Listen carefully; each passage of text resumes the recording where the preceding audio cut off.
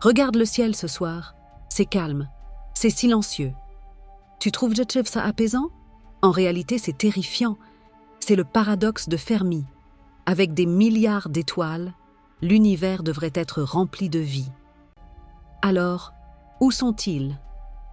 Voici l'hypothèse de la forêt sombre. Imagine que l'univers est une immense forêt plongée dans la nuit noire. Cette forêt est remplie de prédateurs armés et silencieux, des civilisations avancées. Dans cette forêt, la règle de survie est simple. Si tu fais du bruit, tu meurs. Si un chasseur détecte une autre vie, il ne prend pas de risque. Il tire. Il l'anéantit pour protéger son territoire. C'est pour ça que le cosmos est silencieux. Tout le monde se cache par peur d'être repéré. Tout le monde, sauf nous. Depuis 100 ans, nous envoyons des signaux radio, de la musique, nos positions GPS. Nous sommes comme un enfant stupide qui hurle dans la forêt noire. Nous avons déjà sonné la cloche du dîner. Il ne reste plus qu'à attendre de voir qui va venir manger. Mais cette théorie est-elle juste de la science-fiction ou une véritable menace pour l'humanité? Aujourd'hui, on analyse pourquoi le silence de l'univers est peut-être la meilleure chose qui nous soit arrivée. Pour comprendre pourquoi cette théorie de la forêt sombre est si effrayante, il faut d'abord comprendre l'anomalie mathématique dans laquelle nous vivons. En 1950, le physicien Enrico Fermi déjeune avec des collègues et pose une question simple: où est tout le monde? Et sa question est légitime. Regardons les chiffres. Dans notre seule galaxie, la Voie lactée, il y a entre 100 et 400 milliards d'étoiles. Selon les données récentes du télescope spatial Kepler, on estime qu'il y a des milliards de planètes potentiellement habitables. Rien que chez nous. L'univers a 8 milliards d'années. La Terre n'en a que 4-5. Si une autre civilisation était apparue ne serait-ce que 0,1% plus tôt que nous à l'échelle cosmique, elle aurait des millions d'années d'avance technologique. Elle devrait être partout. Elle devrait avoir colonisé la galaxie. Pourtant, quand on écoute le ciel avec nos radiotélescopes, rien. Le silence absolu. C'est comme entrer dans un stade de foot rempli à craquer, où 20 000 personnes seraient assises, sans faire le moindre bruit. C'est suspect. C'est là qu'intervient l'écrivain Liu Cixin. Dans son œuvre « Le problème à 3 corps », il propose une solution qui ne repose pas sur la physique, mais sur la sociologie cosmique. C'est la théorie de la forêt sombre. Cette théorie repose sur 2 axiomes logiques. Premièrement, l'objectif premier de toute civilisation est la survie. Deuxièmement, les civilisations grandissent et s'étendent. Mais la matière dans l'univers est limitée. Cela crée une compétition mortelle. Le problème, c'est ce qu'on appelle la chaîne de suspicion.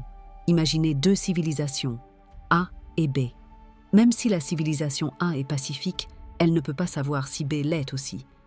Et même si B est pacifique, B ne sait pas si A l'est. Et A ne sait pas si B sait que A est pacifique. Vous voyez le problème? Dans le doute, face à l'inconnu, la seule option logique pour garantir sa propre survie, c'est d'éliminer l'autre avant qu'il ne devienne une menace. C'est une frappe préventive. Dans ce scénario, le silence de l'univers n'est pas une preuve d'absence de vie, c'est une preuve d'intelligence. Les civilisations bruyantes se font éliminer. Les silencieuses survivent. Si cette théorie est vraie, alors l'humanité a peut-être commis une erreur fatale. Nous ne nous contentons pas d'écouter. Nous crions « Nous sommes ici !» En 1974, nous avons envoyé le message d'Arecibo vers l'amas d'étoiles M13. Ce message contient notre ADN, notre apparence et surtout notre adresse cosmique précise. Nous avons aussi lancé les sondes Voyager avec des cartes pour localiser la Terre par rapport aux pulsars. Le célèbre physicien Stephen Hawking nous avait pourtant mis en garde. Il disait « Si les extraterrestres nous visitent, le résultat sera sûrement le même que quand Christophe Colomb a débarqué en Amérique, ce qui ne s'est pas très bien passé pour les Amérindiens. » Dans la logique de la forêt sombre, nous sommes cette civilisation naïve qui allume un feu de camp au milieu de la jungle en pleine nuit, signalant notre position à tous les prédateurs aux alentours. Maintenant, respirons un coup. Je vous avais promis la vérité, pas seulement des histoires qui font peur.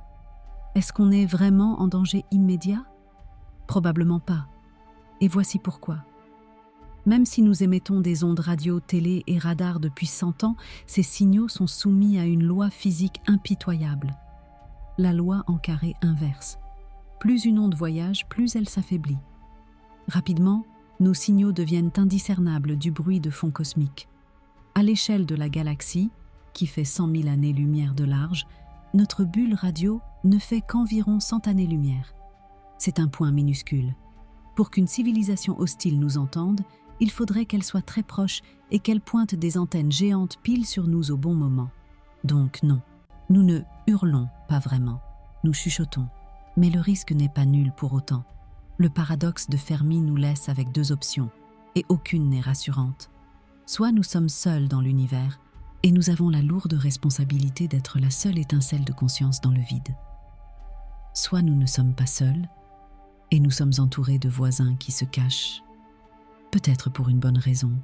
Alors, d'après vous, faut-il continuer d'envoyer des messages dans l'espace au nom de la science, ou faut-il se taire pour assurer notre survie? Dites-moi votre théorie en commentaire. Si vous voulez explorer d'autres mystères de l'univers ou de l'histoire, abonnez-vous à Néo Mystère et activez la cloche. On se retrouve très vite pour une nouvelle enquête.